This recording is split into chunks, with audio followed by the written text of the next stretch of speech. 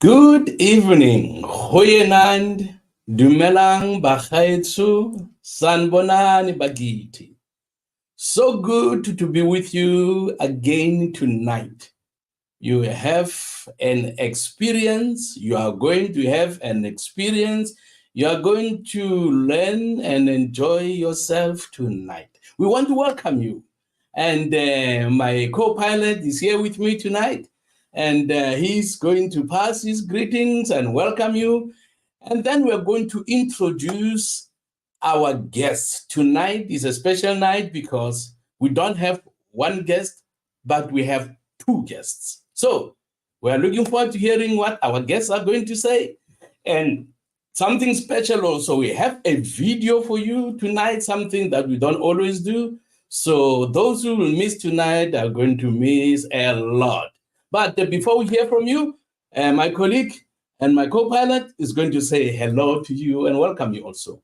Well, thank you, President. We want to just greet you all and thank you again for joining in on our live streaming.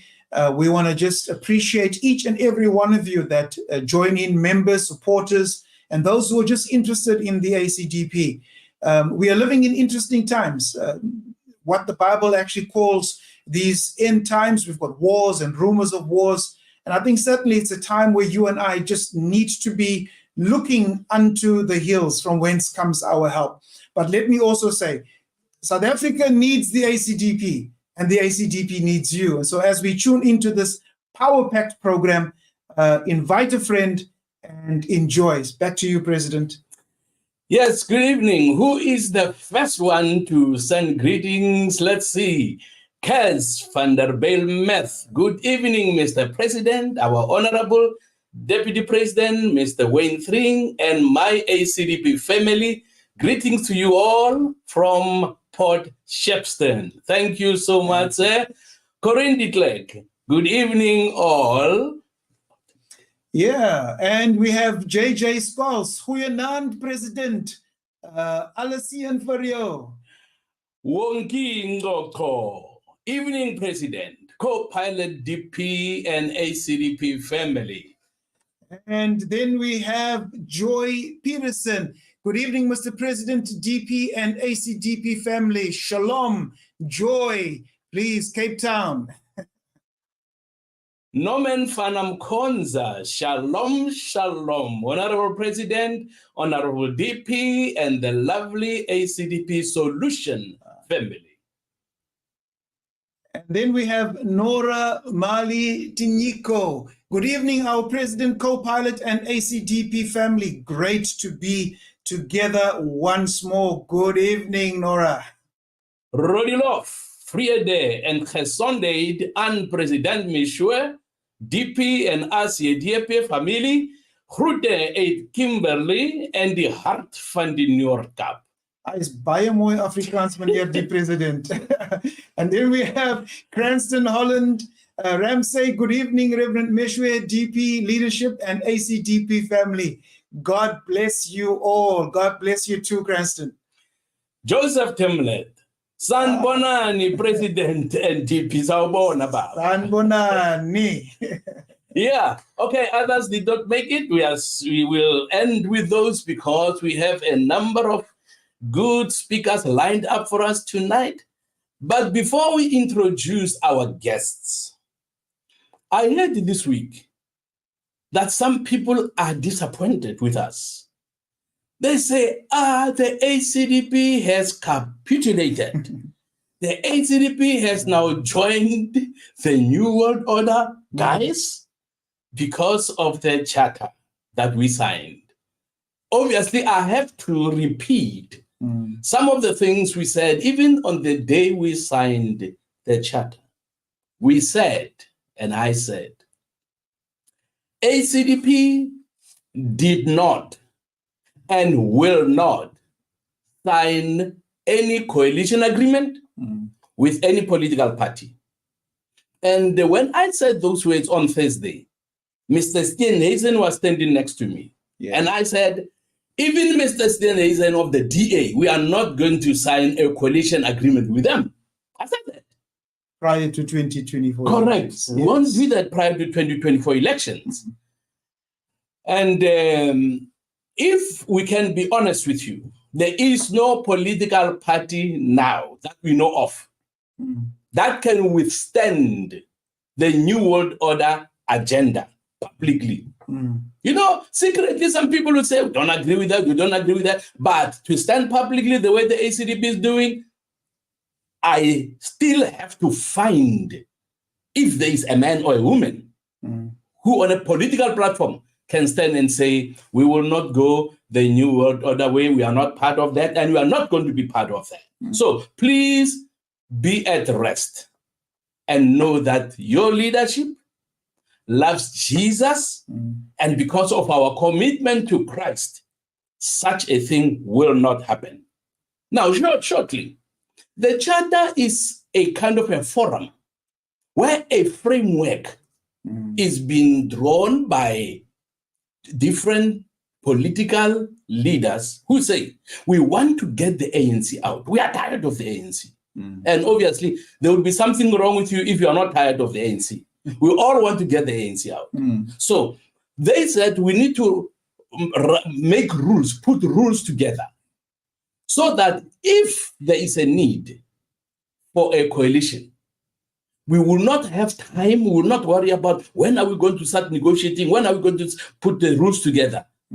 They said, which something we agree with, we have to put the rules down, set the rules and on paper, and say to one another, we agree that when or if we become, the need arises for us to be a coalition, we are going to operate according to these rules. Okay? If you want to know the rules, we can talk about them later on. And I apologize. I had promised that we'll send some documentation to people, and I left for Germany. I forgot about that. But one thing we learned in Germany, something that showed us that some of the reasons why South African political parties are failing to have stable coalitions at local level.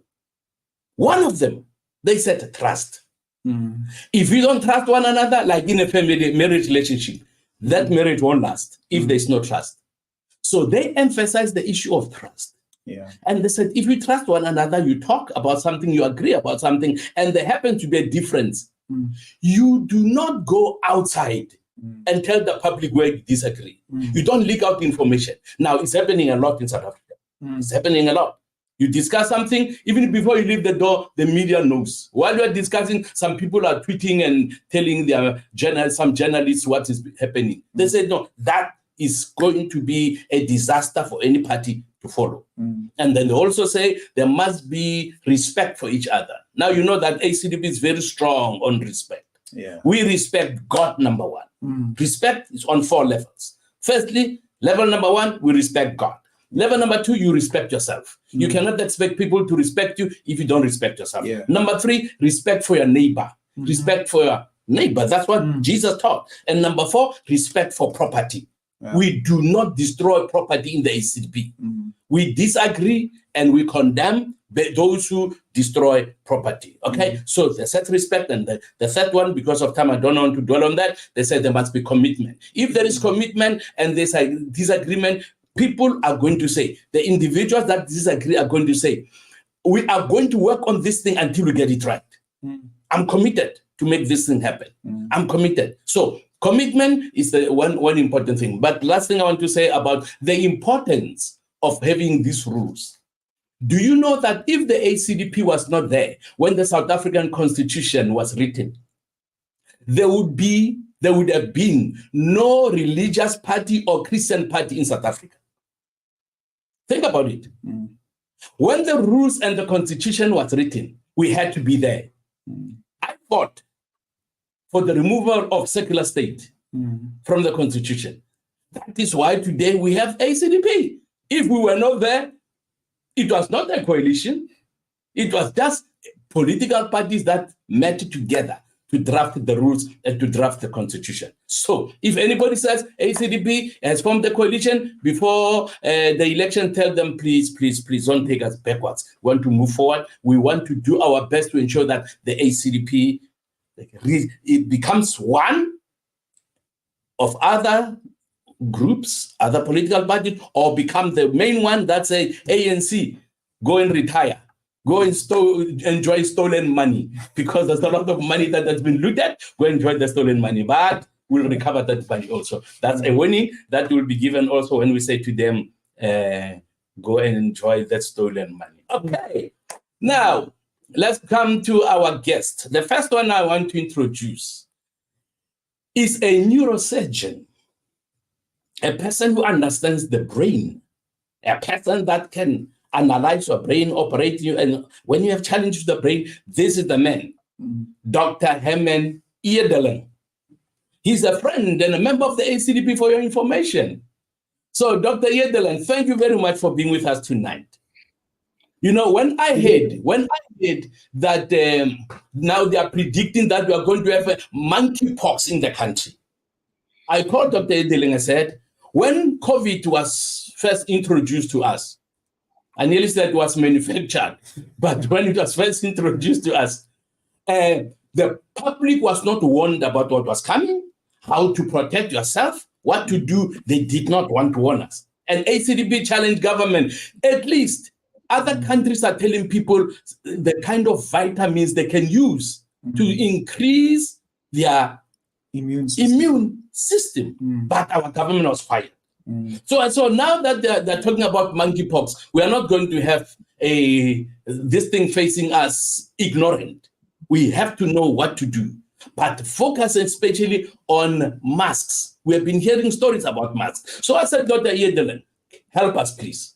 If they come again and said monkeypox has been released upon you South Africans, what should we do as South Africans? Thank you so much and welcome, sir. Thank you very much, Reverend, and it's really a pleasure and an honor to be here. If they say monkeypox is coming, then they must explain how monkeypox is transmitted, because monkeypox is not transmitted through coughing or breathing or through the air. Monkeypox is transmitted in a different way. It doesn't go through the mouth or the nose. So masks are, it is ridiculous to talk about masks for monkeypox. So when they talk about masks, if they are so foolish, then please ask them to explain the science of the transmission of monkeypox, because it doesn't go through coughing and breathing. So, and if I may ask, how effective are these masks? They are not effective. They're very ineffective. The masks produce little, if any, protection against virus transmission.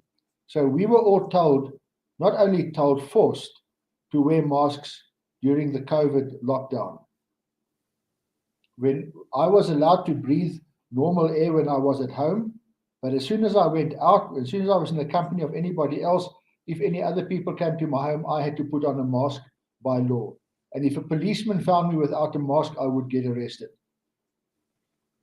Now that mask that I had to put on for the policeman gave me no protection against anything.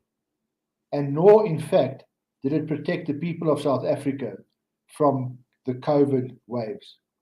I don't know if you remember that in the beginning of 2020, when the lockdowns were announced, and we were told we had to stay at home and we had to do social distancing and put alcohol on our hands and we had to wear masks. Do you remember that it was all supposed to be to flatten the curve? Do you remember that phrase? That means that the rise in incidence of the infections would be slower, last a longer time, so it would be a flattened curve. Now, if you look back historically now to the statistics of the South African first, second, and third COVID waves, they were anything but flat. They were very high, sharply peaked waves. So the masks and the lockdowns and the hand washing and the social distancing all did precisely nothing, had no effect at all on flattening any curve.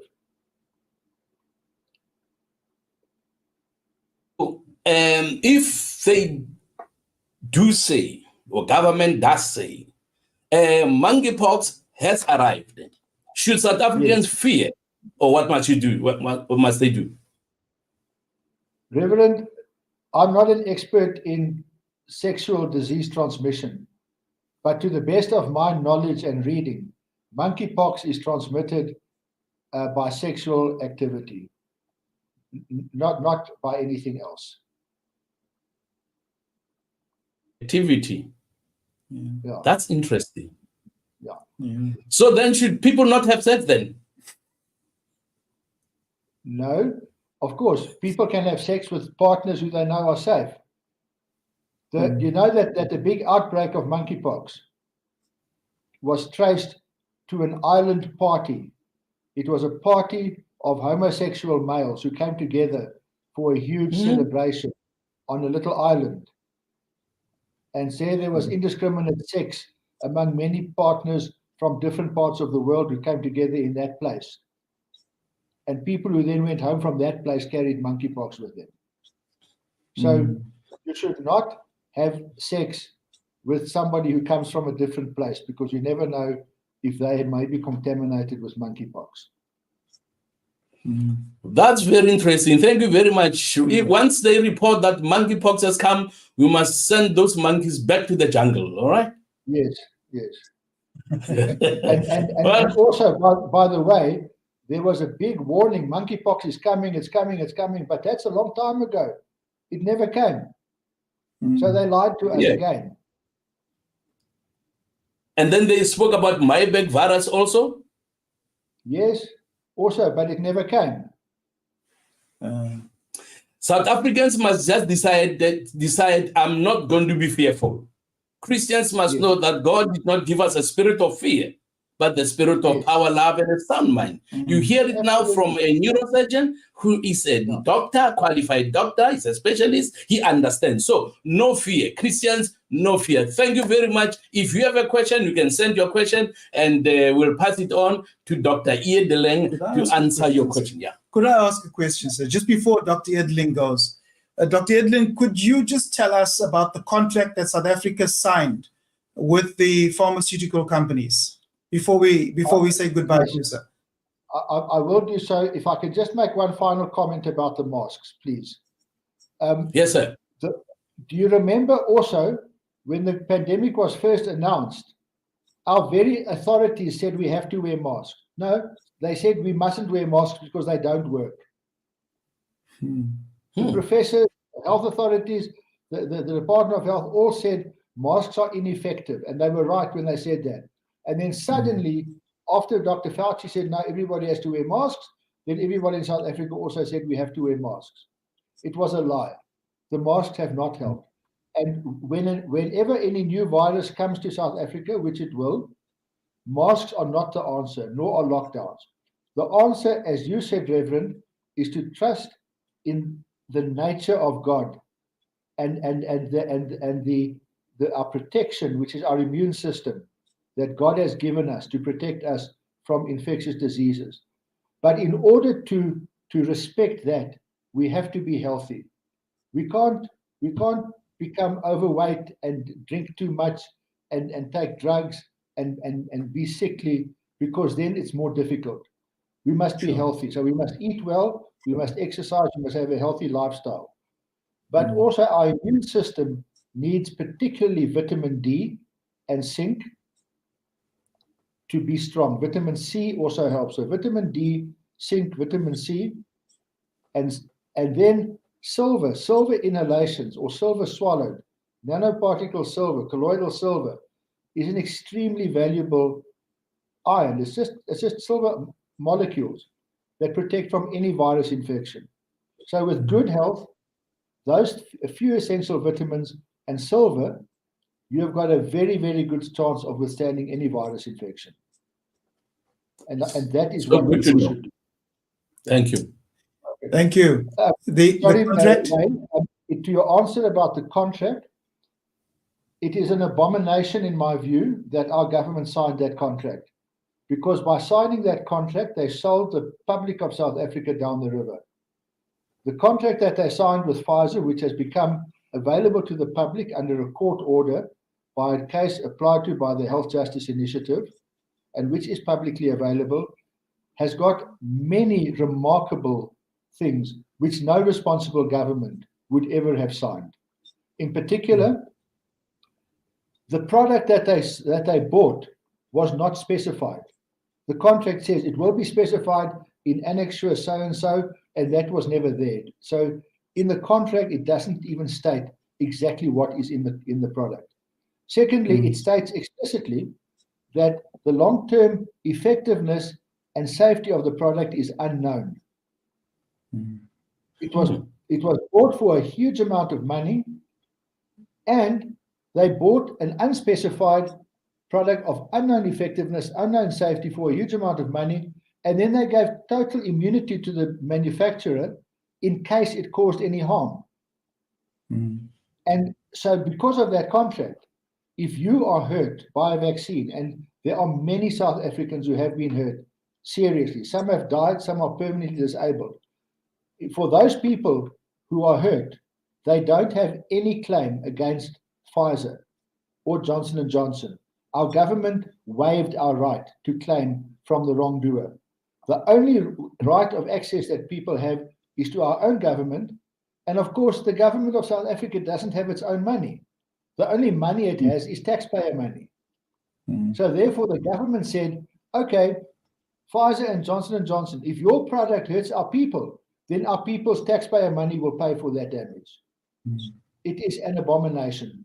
I'm surprised that this is not huge news over all the media, because that is what the contract says. No, thank you, sir. Yeah, I appreciate the input, and thank you. And I think it is a concern that that mainstream media certainly haven't picked up on this, but we just also wanted to let our members know so they can actually look at the contract themselves. But thank you so much for that information. Pleasure. Thank you very much for enlightening us tonight, Dr. Yedelen. We appreciate your input. Thank you so much. Now, we go to the Middle East, where Hamas, on the 7th of October, decided to invade Israel. They took them by surprise from Gaza. And as a result, Israel has retaliated and has declared war on Hamas. A number of people obviously are taking sides in this matter. And there are those who are saying, give the Palestinians their land and there will be no war. Give them their land. And others are saying a two-state solution. The Palestinian state and Israel. If you have the Palestinian state, these two guys living together, then there will be peace in the Middle East. Is that true or not? Some of us who read know that it is not true. Do you know, but I'll read Psalm 83 to you later on. But it was interesting to come across a video where an Arab was defending Israel and saying the land that Israel is living on is their land. It's not Arab land. It's not Palestinian land. It belongs to the Jews. An Arab saying that. Okay, so I want us to watch that video and to hear this man's arguments. An Arab who loves truth. Unfortunately, we have people who don't like truth, but at least we have one who has spoken publicly, who has debated publicly about the land that Israel is on, that it does not belong to the Arabs or to the Palestinians. You heard even Malema.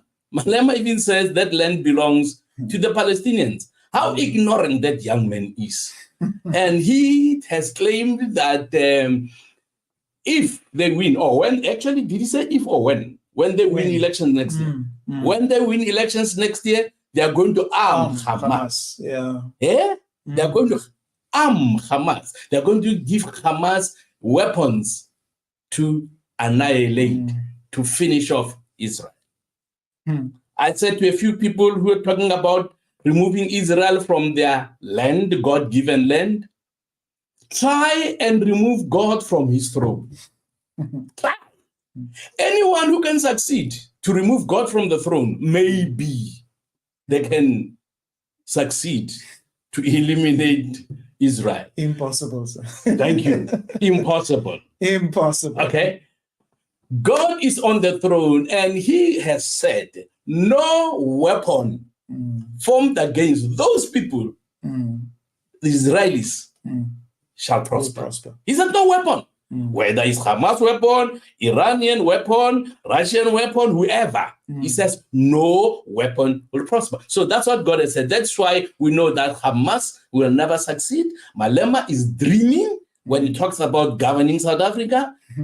He is dreaming. It's not going to happen. We want a godly government. And we will have it in the name of the Lord. Okay. But now let's watch that video and then we'll introduce our next guest for tonight. تمثل إسرائيل هل هي دولة؟ هل هو جماعة منظمة إرهابية؟ كيان؟ كيف ممكن أن نفسرها قبل أن نبدأ في عمق الموضوع؟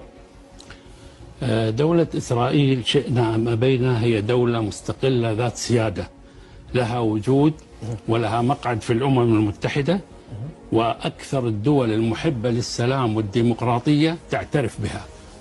بقي مجموعة من الدول لا تعترف بها وهي دول الاستبداد والقمع. مثلا على ذلك كوريا الشمالية لا تعترف بإسرائيل، ولكن هذا لا يضير الدولة وأنها موجودة شئنا أم أبينا. دولة إسرائيل تملك من المراكز العلمية والجامعات ما لا تملكه أعتى الدول العربية وأقدم الدول العربية. فدولة إسرائيل هي دولة وليست منظمة إرهابية، هي دولة كما قلت مستقلة وشرعية نعم. أخذت شرعيتها من مكانتها في الأمم المتحدة. أما ما تفضل به أبو سيف من أن هذا كيان غاصب فهذا مردود عليه دينيا وسياسيا. كيف؟ دينيا الآية رقم 21 من سورة المائدة تثبت أن بني إسرائيل لهم الحق في الأرض المقدسة. قال الله تعالى: وإذ قال موسى لقومه يا قوم ادخلوا الأرض المقدسة التي كتب الله لكم. إذن الله كتبها لهم ولم يكونوا كيانا غاصبا لها. الكيان الغاصب هو من كان فيها قبل أن يدخلها بني إسرائيل. وبالتالي أنا لا أميل إلى الشعارات والعبارات والمفردات التي عفى عليها الزمن مثل كيان غاصب وصهيوني وغيره. ولا ينفي أنني عربي اعترافي بإسرائيل أبدا. أنا أعترف بإسرائيل أنها دولة وحقيقة واقعة، ولكن لا أنكر عروبتي ولا أنكر انتمائي للدول العربية. أنا ما أعرف يعني. شوف، خلينا نحدد إطار الموضوع. القضية الفلسطينية عموما واحتلال فلسطين، هل هو قضية عربية ولا قضية دينية؟ ليس هناك احتلال، ليس هناك احتلال. هناك شعب عاد إلى أرضه الموعودة. هل تعرف تاريخ بني إسرائيل؟ ضارب في القدم، وتاريخ بني إسرائيل قبل الإسلام، وبالتالي يجب أن نعترف ونحن مسلمين أن بني إسرائيل لهم الحق في هذه الأرض ولم يغتصبوها. الذي يقول أنها مغتصبة هم الذين ما زالوا يفكرون بعقلية 1950 وما قبل ذلك. جميل جدا. قل لي كيف كان علم فلسطين إن كان هناك دولة اسمها فلسطين، وما هي عملتها، وكم عدد شعبها، وما هي عاصمتها. وفي عام 1948 عندما أنشئت دولة إسرائيل لم يكن هناك وجود لدولة اسمها فلسطين. من وين احنا جبنا هذا الاسم واللي قاعد ندافع عنه في أكثر من 60 عام؟ لا، هذا تخيل ما يكون ليس له موجود، ليس له وجود أبدا. هم عبارة عن شتات متشتت في بعض الدول العربية، وكانوا يسمون الكنعانيين أو العماليق أو لها أسماء متعددة جدا، حتى أن الآية الكريمة قالت إن فيها قوم جبارين، كان من يسميهم الجبارين. وبالتالي لا وجود لدولة اسمها فلسطين، وأصر أنا على ذلك. Interesting, you got it for yourself. There is no occupation. An Arab that loves truth says, and who has knowledge, who's knowledgeable. He said, Israel predates, was there before Muslims. Okay? It was there before, even Christianity was there before Islam. I mean, that's a fact, a historic fact. So those who are saying Israel is occupying, or the Jews are occupying Palestinian land,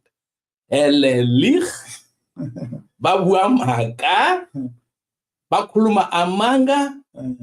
You know the truth. If you want the video to study it further, request it, and it will be yours so that you'll be well informed.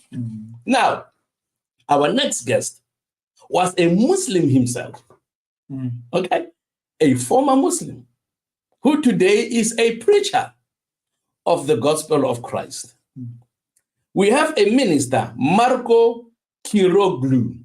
Marco Kiroglu. He is based in the Western Cape. I asked him about this two-state solution. Is there going to be a two-state solution that is going to bring peace on earth, peace in the Middle East? He answers that question beautifully. So now, before I ask him to join us, I want us to look at Psalm 83 to see that a prediction was made, and I'm sure he'll dwell more on this. Okay? Psalm 83, I'm reading from the first verse. Oh God, do not remain silent. Do not turn a deaf ear. Do not stand aloof, O God. See how your enemies growl, how your foes rear their heads. With cunning they conspire against your people. They plot against those you cherish. Come, they say, let us destroy them as a nation, so that Israel's name is remembered no more. That's the goal. Israel's name should be remembered no more. Let us destroy them as a nation, they are saying. Okay? So let me save time, because when you go down, maybe you'll talk more about that. The Arabs, they come in, okay? Being among those nations who are going to come together to try and wipe out Israel from the face of the earth. As PLO has been saying, Hamas has been saying, Iran has been saying, they want to remove Israel from the face of the earth. If there's one thing you must take from the discussion about Israel and Hamas tonight, please know, nobody will remove Israel from the face of the earth. Yeah. They will be attacked, they will fight against them, but they will not succeed. Okay? So I want to ask Margot, my brother, thank you very much for agreeing to be with us tonight. You are a Muslim that has read the Quran, that knows the Quran from first page to the last page. Tell us more about whether a two-state solution is possible, and if these members who are watching you tonight can do anything to make it possible, please tell them what they can do. Welcome. Dr. Reverend, thank you so much for allowing me. It's an honor to be with you all tonight. To answer that question, I think I will fast forward to the short and sweet answer. The problem in the Middle East is first and foremost, and above all, is a spiritual problem. It's not about land. As you have shown on that video, even the Arabs who know the history know very well that Arabs have no historical claim to that piece of land. Everybody knows that. Everybody who studies history can see that.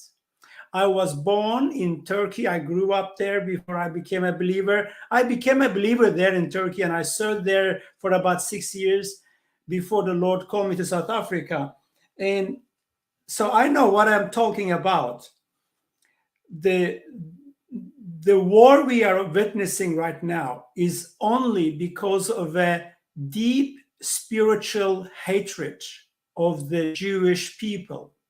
In fact, the hatred is not so much of the Jewish people, but it is a hatred towards the God of the Jewish people. So if this is a spiritual hatred, and this hatred has one objective: to wipe out the nation of Israel. Reverend, you have very rightly said, both the Iranian government, the leadership of Hamas, Palestinians, jihad organizations, jihad groups such as ISIS and other jihad elements, all of them unanimously agree that they want to wipe Israel off the map because their jihadist Islamic ideology enforces on them a warfare, spiritual warfare, firstly against the Jews, and then if they can ever get rid of all the Jews, they will go after the Christians. This is what jihad teaches to these people. And I just would like to encourage anybody to do a little research and tell me if there is one predominantly Muslim country anywhere in the world which is a safe place for the Jewish people. Just give me one country which is predominantly Muslim, which has an Islamic constitution, Islamic government, and which is embracing the Jews and just celebrating the Jewish people. Show me one country. Then maybe then we can consider the possibility that two-state solution can work. Two-state solution is a lie. It will never work because primarily the problem in the Middle East is not about land.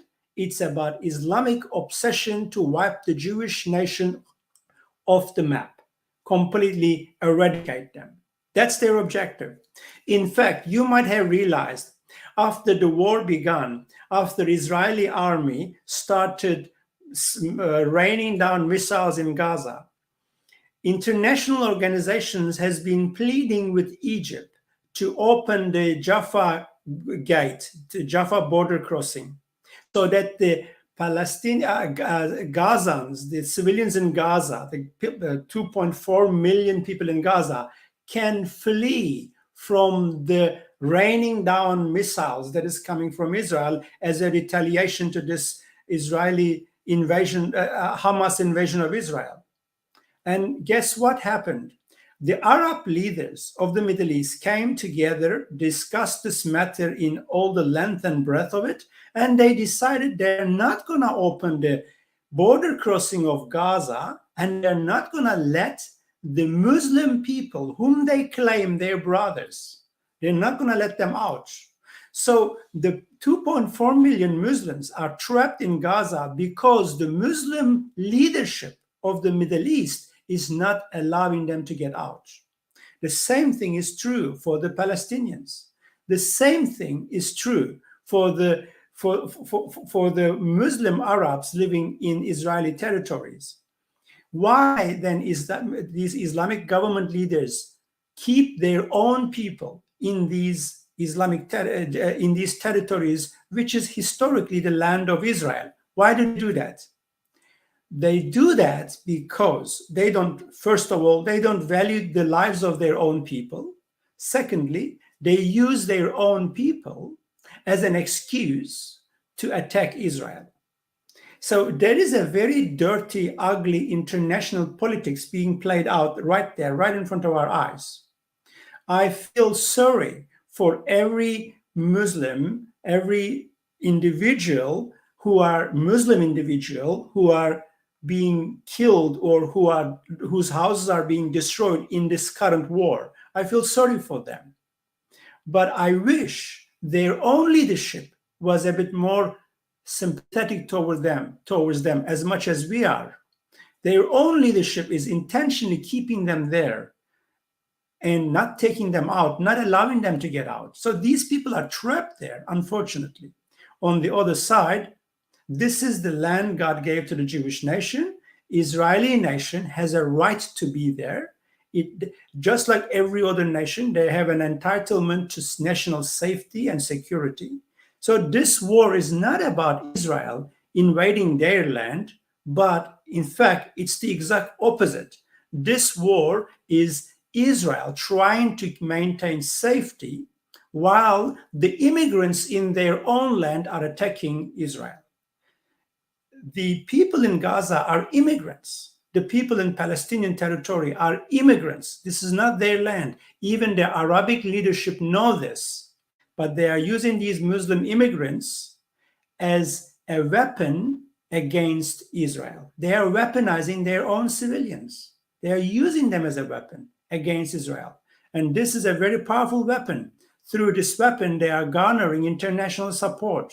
And they are also ideologically converting these civilians into terrorists and then using these civilians to go and kill unsuspecting civilian Jewish people in their own homes and in their own streets.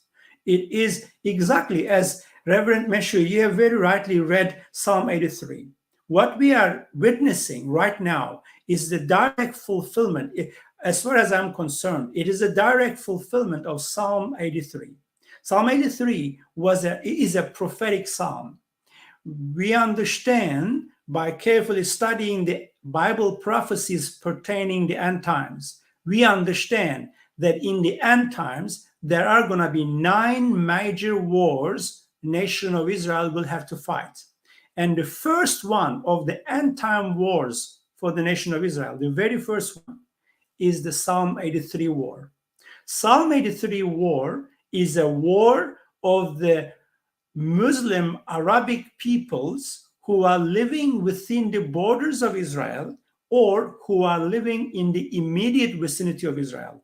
They will unanimously rise up against Israel and they will attack Israel with the empowering of the greater Arabic world supporting them. But the greater Arabic world are not directly involved. They are indirectly involved in this war. Anybody can go read the list of those nations in Psalm 83. Bible prophecy experts define this war as the Israel's inner circle, Israel's war of inner circle. In other words, the people who are going to attack Israel in Psalm 83 are the people in Gaza, in Palestine, in Syria, in parts of Jordan, in parts of Lebanon. And maybe, even maybe, Egypt might be part of that. So these people will attack Israel simultaneously. Israel will win this battle if we carefully read Psalm 83. Israel will have a decisive victory at the end of this battle. And it might very well be that the current war, which is growing by the day, might eventually turn out to be the Psalm 83 war.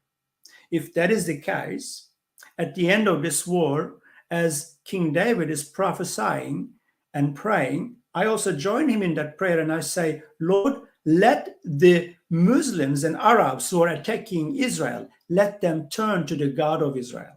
In the meantime, I also pray for the Jewish people. Many Jewish people until now have been very lukewarm and they have been away from God. I pray that they will also turn to the God of the Bible in repentance and in humility. So, yes, I would like to summarize everything I said. This is first and foremost a spiritual war. It's nothing to do with land nor with freedom. If it was about land, this is not their land. If it was about freedom, they are there as immigrants. They can anytime go back to their own homelands. I'm referring to the people in Gaza, Palestine, and other parts of Israel. They are all from other parts of the Arabic world. They can go back. But they are not. Their leaders are not allowing them to go back. This is a spiritual war. As Hamas says it very well in their own declarations, Hamas, Hezbollah, Iran, Syria, all these Islamic leadership say it for many years over and over. They want to wipe Israel off the map, exactly as we read in Psalm 83. The objective of the current war is to wipe Israel off the map. But God will not allow that. My prayer is that both the Muslims and the Jews, in the midst of this war, they will come to the end of themselves and they will embrace Yeshua HaMashiach, Jesus Christ, as their Lord and Savior. Jesus said, I am the way, I am the truth, I am the life. Without Jesus, neither Jew, nor Muslim, nor South African, nor Afrikaans, nor Zulu, nor Xhosa, nobody can come to salvation through God, can come to the God of the heavens and the earth. Only through Jesus. We know that. So that is my prayer.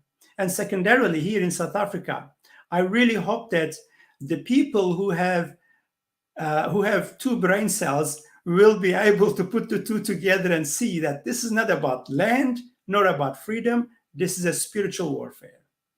And so if there are any questions, I'm happy to answer the questions.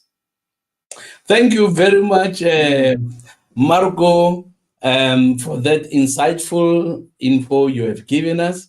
And my colleague here, my co-pilot, is going to ask the first question, and then I will open up to other members and viewers who also have questions for you to answer. So, my colleague, you can go ahead.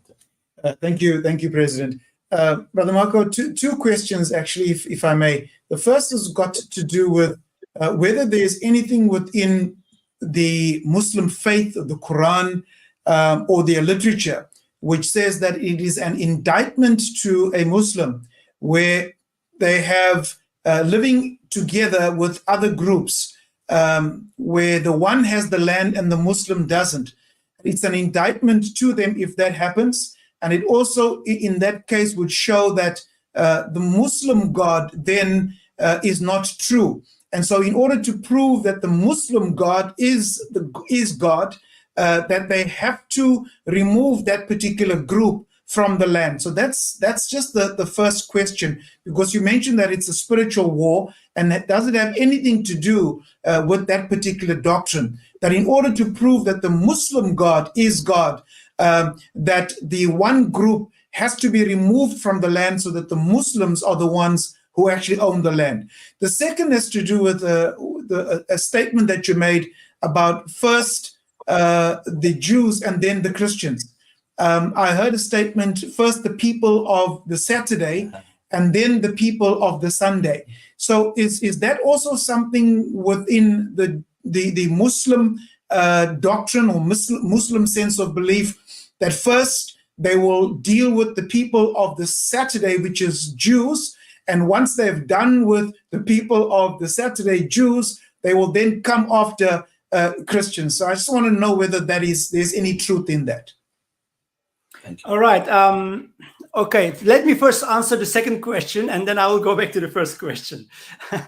It is very true what you said. First the Saturday people, then the Sunday people. Let's look at the history of the Muslim nations in the recent 100, 200 years. Categorically, in all these Muslim nations, they first managed to persecute and chase away the Jews. Either kill them or take their land, confiscate their land. Each and every Muslim country has a similarly, or almost the same pattern in their dealings with the Jews. Once the Jews were gone, many, in the case of countries like Turkey, many Jews changed their names to be able to hide without escaping the country until 1948. Once the Jews were subdued, then the local Muslim community will go after the Christians. And it is very much like that. And this comes from the Islamic doctrine. Islamic doctrine, clearly, in Islam, there are two authoritative texts. One is the Quran. Many people refer to Quran as Islamic religious holy book. But besides the Quran, there is another volume of books. There are at least 4 major volumes for the second book that is called the Hadith. Hadith is a compilation of all the words and the deeds of the Muhammad, the leader of Islam. Now, the Hadith is the most dangerous one, because in the Hadith, Muslims learn how Muhammad himself went after the Jewish people and after the Christians, how he pillaged the Jewish villages, killed Jewish men, took Jewish women, and how Muhammad himself dictated, actually commanded the Jewish people to go after the Jews and the Christians. This verse is called the sword verse. Sword, like the double-edged sword, we say Christians. There is even a sword verse that Muslims often know very well. It's a verse actually in the Quran. I think it's sword verse is verse. It's the sword. Muslims call it the sword surah. That even clearly says, don't take the Jews and the Christians as friends. They're enemies. Rather go after them. Now, if any Muslim wants to take all these texts at the face value, he has no freedom, no other option but to become a Hamas terrorist. Unfortunately, this is the sad reality. This is the very, very sad reality. And so every Muslim faces a dilemma. Either he's going to ignore all these things and choose a middle ground, or he's going to go take these words literally and go wage a war against Jews and Christians. And that is the reason why organizations like ISIS, Hamas, Al-Qaeda, Al-Shabaab, Palestinian terrorist organizations, look at the whole Middle East and North Africa. There are tens and tens and tens of Islamic Jihad organizations. Where do you think these organizations get all the funding and the human resource from? From the Muslim population, which are reading these texts. So that is where the root of the problem lies. But the United Nations and the global organizations are not interested in addressing the problem. They're just trying to cover up the surface with new paint all the time.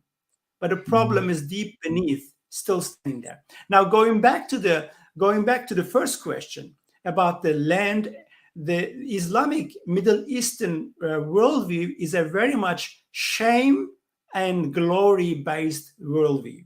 In the Christian Western worldview, we have a right versus wrong worldview. So whatever is right, whatever wrong is wrong. That's how we will view it. That's how we will reason it. But in the Islamic worldview, right and wrong is not the most important thing. Shame and glory is the most important thing. For example, in the Muslim world, you will encounter people will go kill their own family members if they feel their own family member has made them feel unashamed of themselves in one or another way.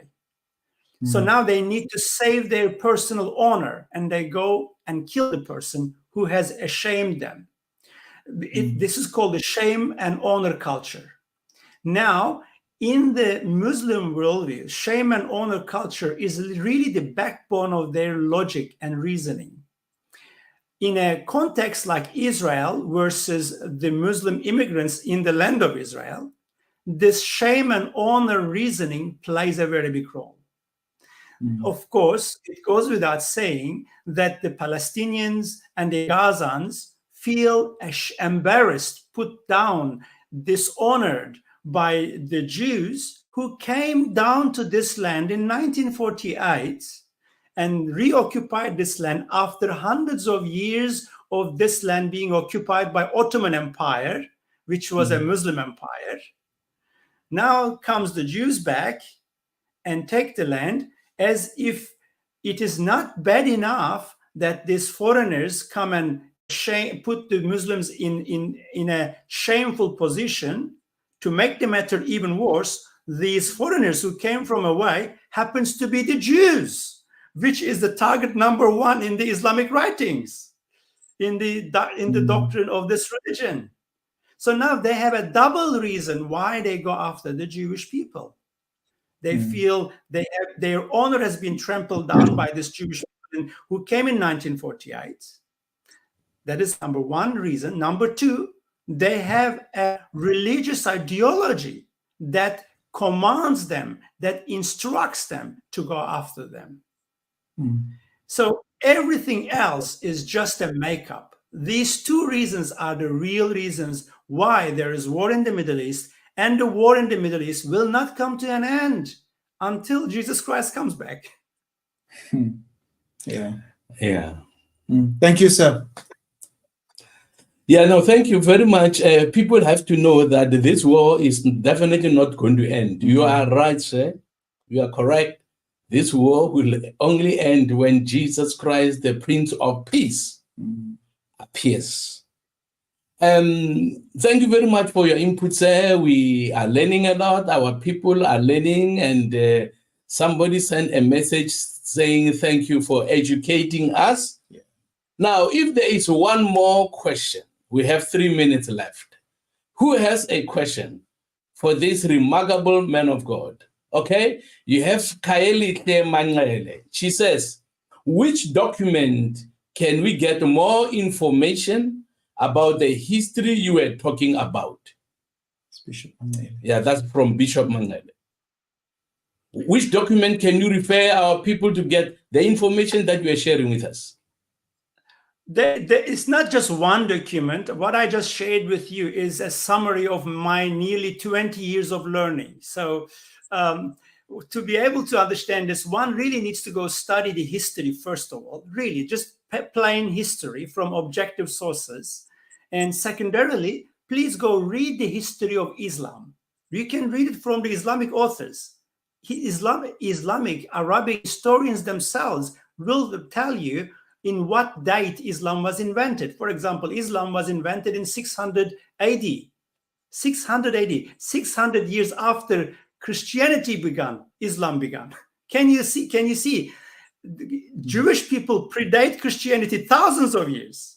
Islam came onto the surface, onto the arena of the world only 600 AD. And just go study plain history. Just go read the history of the Christians, history of the Jewish people, history of Islam. Then you will see crystal clear what is really happening. Well, thank you very much, sir. We have indeed learned from what we are sharing, and we want to continue learning. Now, time permitting, we are going to ask you to come back to look at replacement theology. Okay? Thank you, because sir. There are Christians that are saying the church has replaced Israel. So Israel no more has any bearing into our future. We are people of the New Testament. We have replaced Israel. Now, that is obviously false. It's heresy. Can I add one more thing? Can I add one more thing very quick? Replacement theology is also right at the backbone of Islam, replacing Muslim people, trying to replace Jewish people. Now, God chose Jewish people for himself, and God made it clear to Abraham in the days of Abraham. And then 2,000 years ago, on the day of Pentecost, church was birthed, and we, the body of Christ, came into existence. But then Augustine and many other Catholic church fathers said, no, we now replace the Jews. We know that story. And then 600 years after that, Muslim people invented the religion of Islam, the Arabs. And then the Arabs said, we now replace the Jews and the Christians. That's why we must go kill the Jews and the Christians. That's the reason why they want to kill the Jews and the Christians, because they really believe they replace both the Jews and the Christians. They really believe that. You see, what a big lie is this replacement theology. Absolutely. Okay. Well, thank you very much. Thank you very much. Our viewers, our time is up. I'm sure you have a number of other questions you want to ask. As I said, we are going to have him back to dissect this issue of replacement theology. So he said, we also have people, Muslims, who are attacking Israel. One of the reasons is because of they believe in replacement theology. So the Christians have contributed to what is happening now to the people of God, the Jews, who the Muslims think they are going to replace them. But we know all that is not the truth. But thank you very much for tuning in. And I'm sure you enjoyed the program tonight. And if you have a question, you can direct your emails and your questions to info@acdp.org.za. With that, from my side, I'm saying good evening, good night, God bless. Thank you for joining us tonight. Thank you for spending this hour with us tonight. I'm sure you have learned a lot that you can share with other people. My colleague is also going to say parting words. Thank you to you. I'm going to keep it very short. I'm going to also just say good night. Thank you for being with us. And remember, South Africa needs the ACDP and the ACDP needs you. God bless and good night. That's a very good one. I think all our members, you need to remember that. Okay? South Africa needs what? ACDP. And ACDP needs what? You. Yeah. Okay, God bless you. Thank you so much. Thank you.